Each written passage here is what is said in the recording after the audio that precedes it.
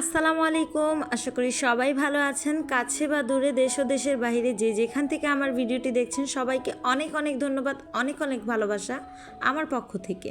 বিশেষ করে আমার সম্মানিত দর্শক যারা আছেন তাদেরকে তো কি আর বলবো, অসংখ্য ধন্যবাদ আমার পক্ষ থেকে, অনেক অনেক ভালোবাসা ও অনেক কৃতজ্ঞতা প্রকাশ করছি আমার সম্মানিত ভিউয়ার্সদের প্রতি। ইউটিউবে আমি যে পর্যন্তই আসতে পেরেছি সবই আপনাদের জন্য। যদি আপনারা আমার ভিডিও না দেখতেন, যতটুকুই এসেছি তাও আসতে পারতাম না। সেজন্যই আপনাদেরকে অনেক ধন্যবাদ, আর আমার সম্মানিত ইউটিউবারদেরকেও।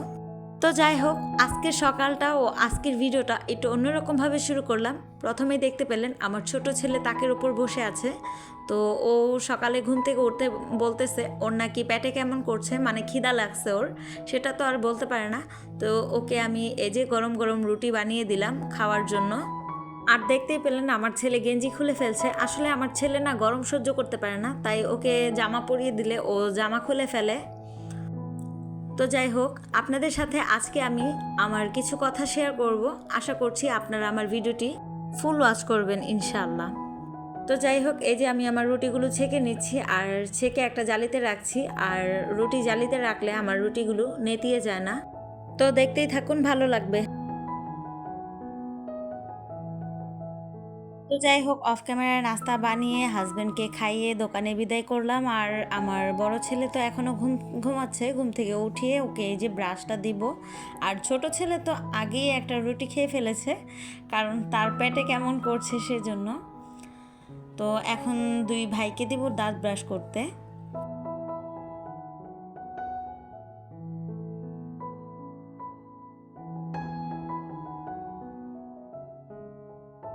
এই যে বড় সাহেব ঘুম থেকে উঠেই আগে হাতের রিমোটটা নিয়েছে, কার্টুন দেখবে।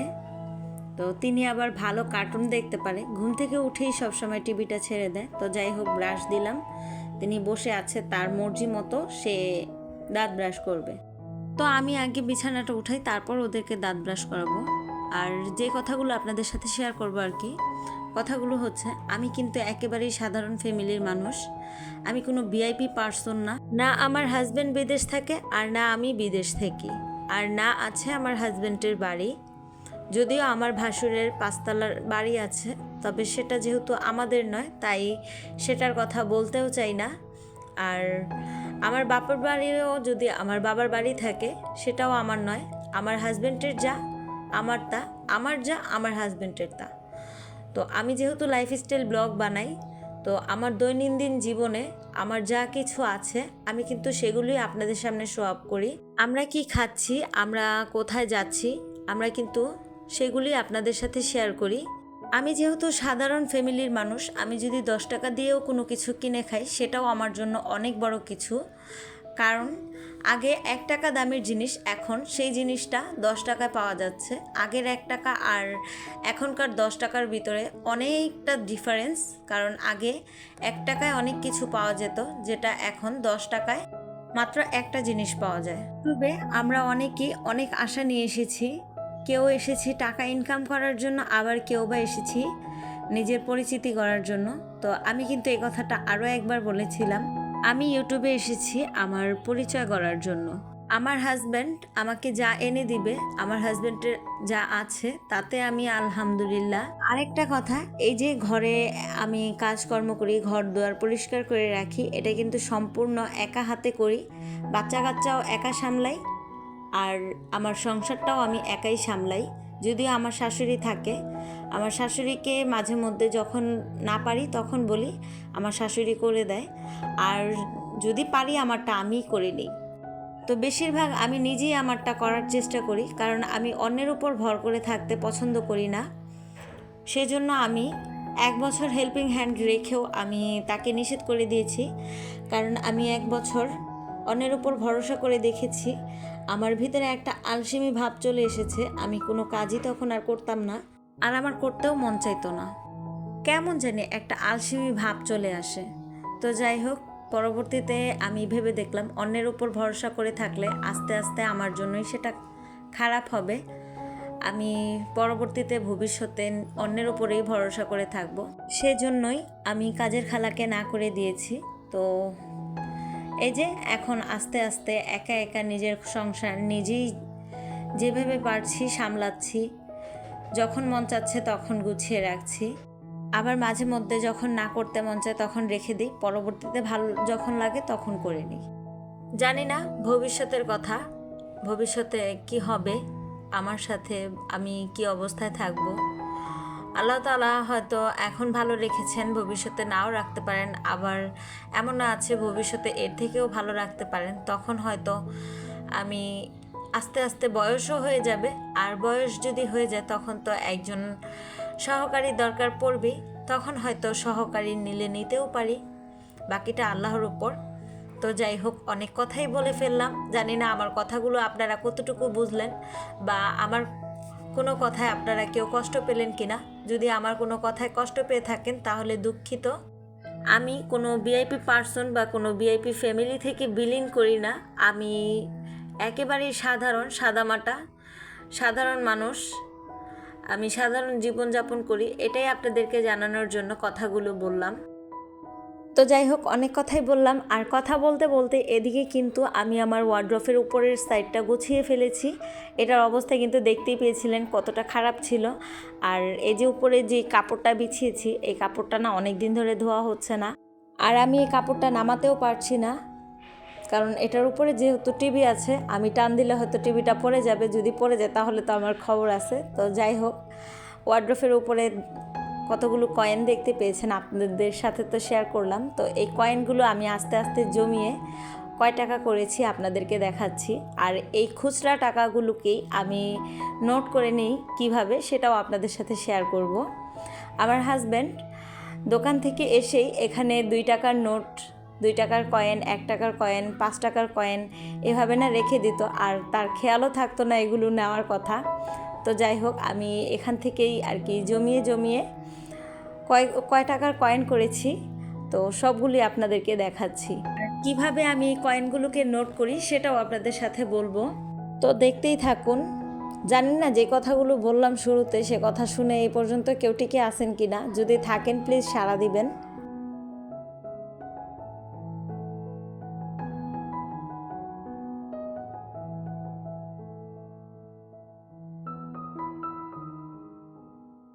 এই যে আমার হাজব্যান্ড প্রতিদিন 2 টাকা 5 টাকা রেখে যেত, এগুলোকে আমি জমিয়ে রেখে দিয়েছিলাম। একেবারে আমি 50-60 টাকা হলে তখন আমি আমার হাজব্যান্ডকে আমার ভাঙতি টাকাগুলো দিয়ে তার থেকে আমি 50 টাকা, 10 টাকা, 20 টাকার নোটগুলো নিয়ে নিই। তো এভাবেই আমি আস্তে আস্তে করে টাকা জমাই। আপনারা কে কীভাবে জমান আমি তো সেটা জানি না, তো আমি একেবারেই ফ্রি মানুষ, তাই আপনাদের সাথে সব কিছুই খোলাখুলি বলে দিলাম। তো এই যে আপনাদের সামনেই গুনছি, এখানে আমার মোট 65 টাকা হয়েছে। তো আমি এই 65 টাকা আমার হাজব্যান্ডকে দিয়ে দিব, আর তার থেকে আমি 65 টাকার নোট নিব, মানে তার থেকে 60 টাকা নিব, আর 5 টাকা রেখে দিব। পরবর্তীতে আবার যখন একবারে 50-60 টাকা হবে তখন আবার সেটা আমি আমার হাজব্যান্ডকে দিব, আর তার থেকে নোট নিয়ে নিব। তো এভাবেই আমি আস্তে আস্তে করে টাকা জমাচ্ছি। তো একবারে তো আর আমার হাজব্যান্ড সবগুলো কয়েন নিয়ে যায় না, তিনি আর কি যখন ভাঙতি লাগে তখন আমার থেকে কয়েন নিয়ে যায়। তো এই যে দেখেন, আমি কিন্তু কিছুদিন আগে আমার জমানো টাকা দিয়ে কিছু কিনে নিয়েছি, আর এই যে এখন আবার জমানো শুরু করে দিয়েছি। তো আমার হয়ে গেছে মোটামুটি 150-200 মতো হয়েছে আর কি, ভাঙতি কিছু টাকা আছে। তো যাই হোক, এখন আপনাদের সাথে শেয়ার করব আমি সংসারের কাজ প্লাস আমার বাচ্চাদেরকে কিভাবে সময় দিই, তাদের সাথে কি করি আমি।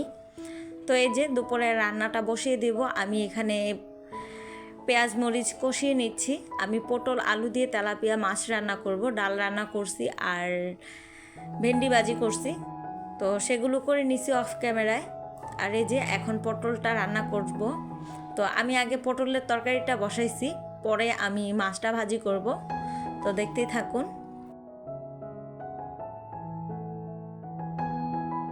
তো তরকারিটা কষাতে দিয়ে দিলাম, আর ওদিকে তো আমার ছেলেরা ফাইজলামি করতেছিল অতিরিক্ত।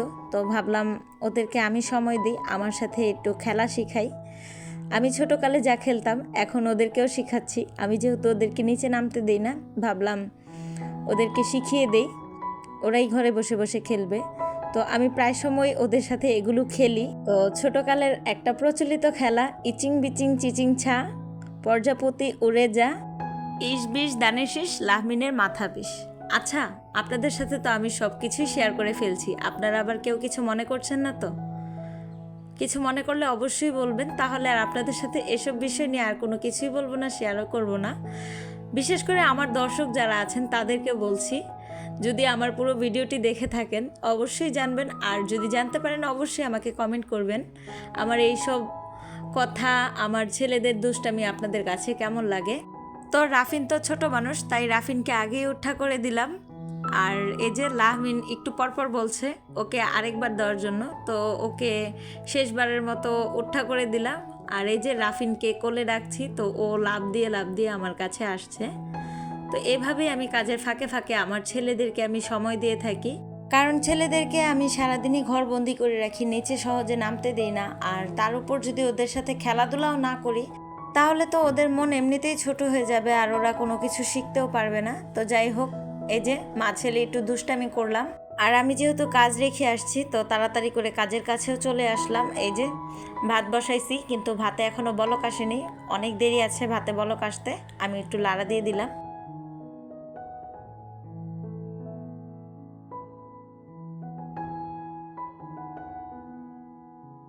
আর ওদিকে কিন্তু আমি তরকারি উঠিয়ে মাছ ভাজা বসিয়েছি। এই যে আমার মাছ ভাজাও হয়ে গেছে। তো যাই হোক, এখন আমি মাছটাকে তরকারিতে দিয়ে দিব।